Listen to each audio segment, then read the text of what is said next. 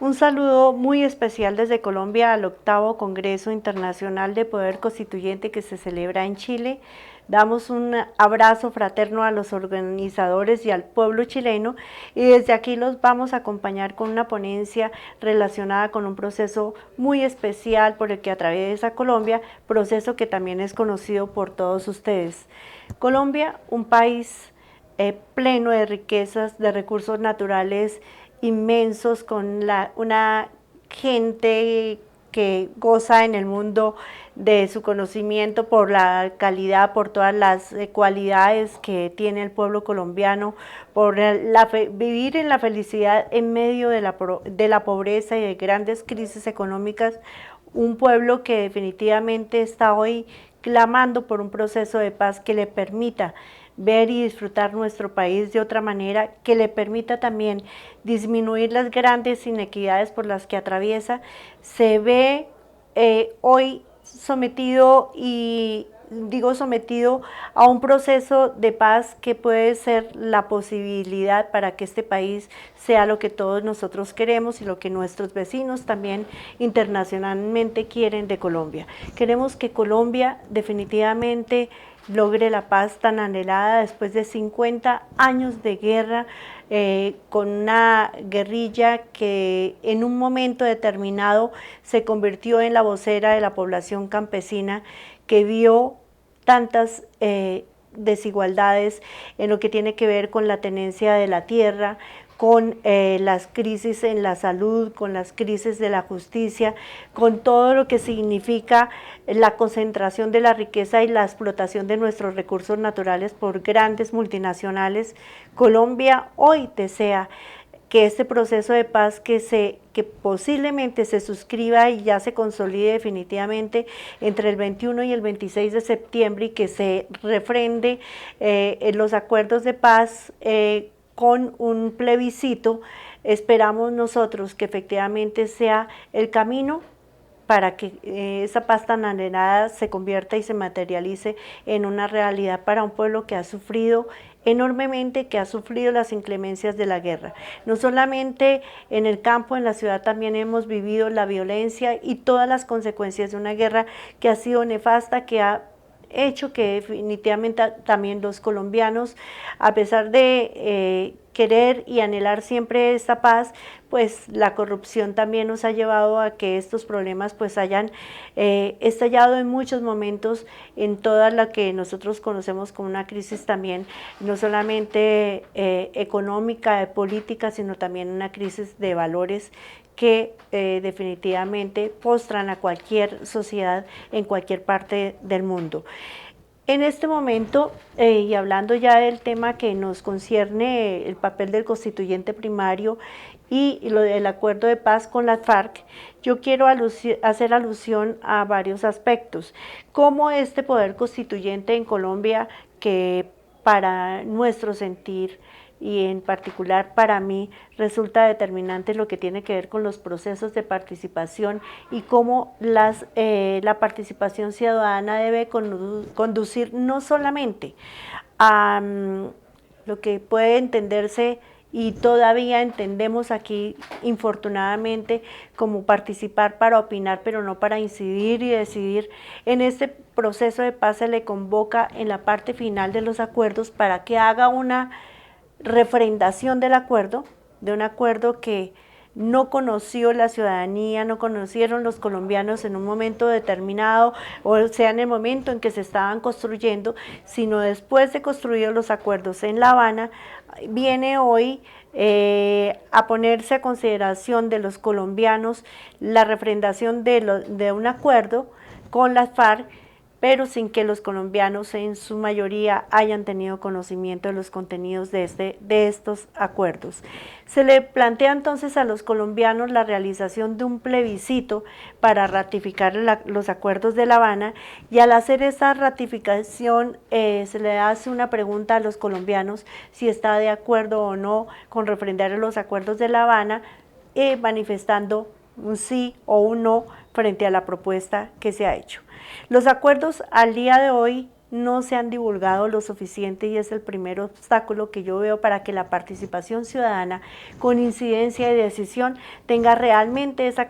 característica que debe ser el soporte del constituyente primario, no solamente en Colombia, sino en cualquier parte del mundo. ¿En qué momento incide la ciudadanía en la toma de decisiones? Y aquí el plebiscito, si bien yo particularmente lo voy a apoyar y sé que la gran mayoría de los colombianos lo harán, también es cierto que la presencia de ese poder constituyente no ha sido determinante y fundamental y no ha tenido el conocimiento que debería tener en lo que tiene que ver con la posterior refrendación de estos acuerdos. En este momento yo diría que es muy importante para conocimiento de todos que miremos qué es lo que, cómo surge el plebiscito y qué es lo que pretende el plebiscito que ha sido propuesto por el señor presidente Santos. Bueno, el plebiscito surge de la refrendación de los acuerdos de La Habana como uno de los puntos justamente que fue objeto de discusión y que fue también finalmente objeto de acuerdo. En un comienzo, las FARC quería la realización de una asamblea constituyente, pero el presidente de la República se negó rotundamente y dijo que no aceptaba esa propuesta de refrendación. Él quería hacer un plebiscito y vale la pena saber en qué consiste este mecanismo de participación ciudadana. Este mecanismo sencillamente es el instrumento por medio del cual el presidente, con la firma de todos sus ministros, convoca al pueblo para que se pronuncie sobre una política determinada del Ejecutivo. Eso es lo que dice la Ley de Mecanismos de Participación Ciudadana en Colombia, la Ley 134, pero sucede que el presidente, antes de esto quiero mencionar lo siguiente, la Ley de Mecanismos de Participación Ciudadana en Colombia, que surge después de la Constitución del 91 y es un desarrollo justamente de lo que tiene que ver con los mecanismos de participación, ha sido un fracaso. Y ha sido un fracaso porque la ley se ha convertido en un obstáculo para que la ciudadanía pueda materializar efectivamente el derecho fundamental a la participación, que vale la pena mencionar, es el derecho soporte de los demás derechos. En ese sentido, sí se plantean varios mecanismos de participación, pero vale la pena hacer alusión rápidamente a uno de ellos, que es el de la revocatoria del mandato. En Colombia ha sido supremamente difícil revocarle el mandato a aquellos funcionarios o servidores públicos, alcaldes, en el caso de Bogotá, por ejemplo, lo vimos recientemente con el alcalde Petro,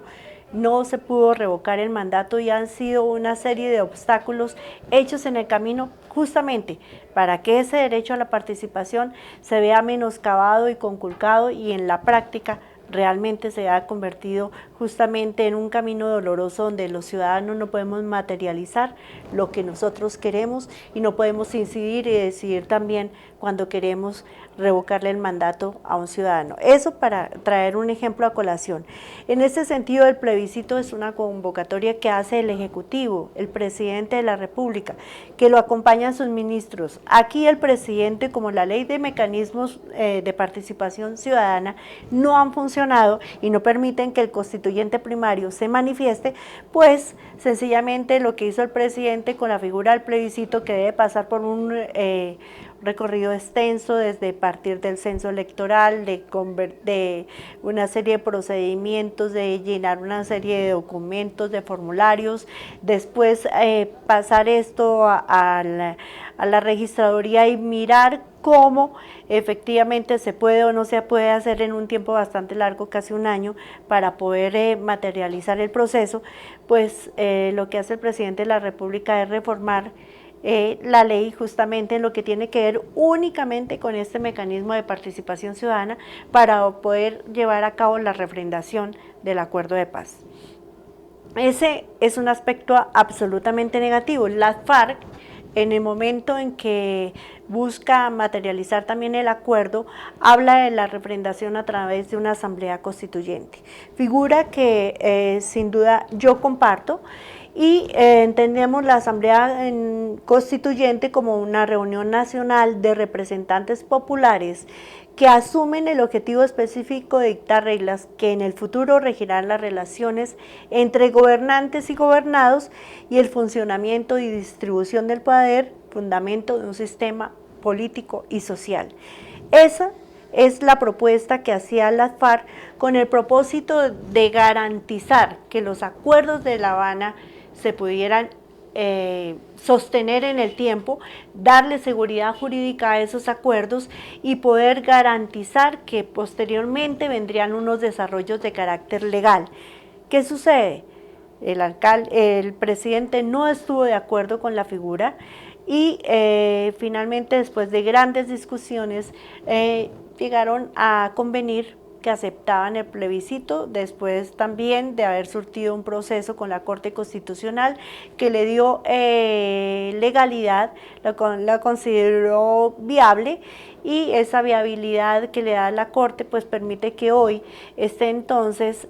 sometido a consideración de los ciudadanos del constituyente primario, y en este momento para la refrendación del acuerdo, la participación con un sí o con un no, dándole respaldo o no al constituyente, a la decisión que se ha tomado en relación con los acuerdos. Vale la pena mencionar también aquí cuál es, qué se pretende entonces con los acuerdos, tanto por parte del Estado como por parte de las FARC. La primera, legitimar el acuerdo. El segundo es tomarlo como un mecanismo adoptado que tenga fuerza jurídica y que permita la implementación posterior, y también se desea que ese sea un mecanismo que asegure los acuerdos y que se respeten y se mantengan. Esa es la pretensión, creo que de las dos partes. Sin embargo, hay situaciones que nos permiten entonces dudar mucho que el plebiscito sea la figura que permita garantizar el sostenimiento del acuerdo. Quiero hacer alusión a los 6 puntos del acuerdo,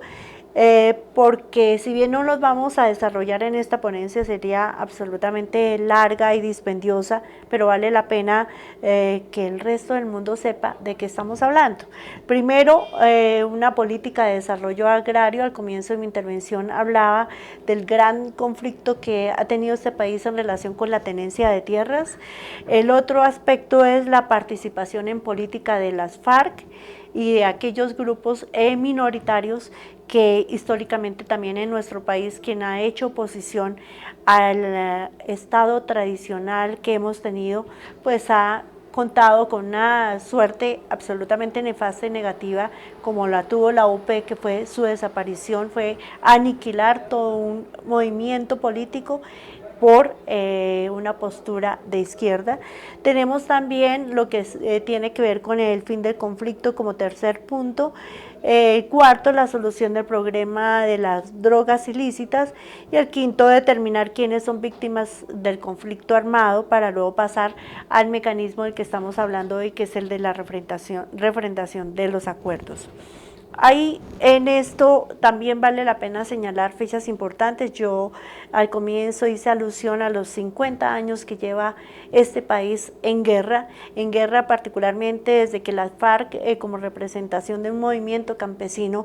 pues se insubordinó y pasó a ser parte de esta guerrilla que todos conocemos. Este proceso, nuevo proceso, porque hubo muchos intentos que antecedieron a esta búsqueda de la paz en otras administraciones con otros presidentes, tenemos que empieza en el mes de octubre de hace 4 años, en el 2012, inicia todo este proceso. Luego, para, digamos, hacer alusión a estos tiempos cercanos, como hecho importante, el 23 de junio de este año también se da el cese bilateral de fuego y de todas las hostilidades contra el Estado. Aparece luego el 24 de agosto como fecha muy importante para nosotros, donde se suscribe el acuerdo final para la terminación del conflicto. La fecha que mencionaba hace un momento, entre el 21 y el 26 de septiembre, es probable que se firme el acuerdo y que se haga en Colombia. Se hablaba de ratificar, de hacer la firma y de ratificarlo en Nueva York, pero parece que se va a realizar es en Bogotá. Y finalmente el plebiscito que se realizará el 2 de octubre, plebiscito en el que definitivamente también quiero comentarle a la ciudadanía, se ha generado una gran discusión y una polarización de las posiciones en torno al sí y al no. Fuerzas de la derecha de este país han tomado la bandera del no y se oponen a que este proceso se lleve a cabo, a que el plebiscito tenga un resultado positivo, que sea determinante el sí, para que podamos después pasar a un proceso que consideramos también y que no compartimos, consideramos que es un procedimiento que no es el mejor, no es el idóneo, que es la creación de una comisión legislativa que se encargará desde el Congreso de hacer la implementación de los acuerdos. Yo particularmente quiero manifestarlo, no confío en esta figura. Sin embargo, quiero mencionar también, porque es que esto lo tenemos que recordar de una manera permanente, los resultados de la guerra. Los resultados de la guerra siempre afectan a la sociedad civil. Y en esta guerra que duró más de 50 años, 260.000 muertos es un saldo bastante alto, 45.000 desaparecidos y 6.9 millones de desplazados son cifras que llevan todo el dolor vivido por el pueblo colombiano en relación con esta guerra. Frente a este saldo del conflicto, lo que queremos nosotros, los que estamos del lado de una asamblea constituyente, para que esto se nos convierta en una realidad y para que se den en el país cambios estructurales de fondo, porque Colombia lo necesita, pues tenemos que decir que para nosotros resulta determinante la asamblea, porque es sencillamente la discusión que tiene que dar el pueblo colombiano en torno al tema. El gobierno opta por el plebiscito,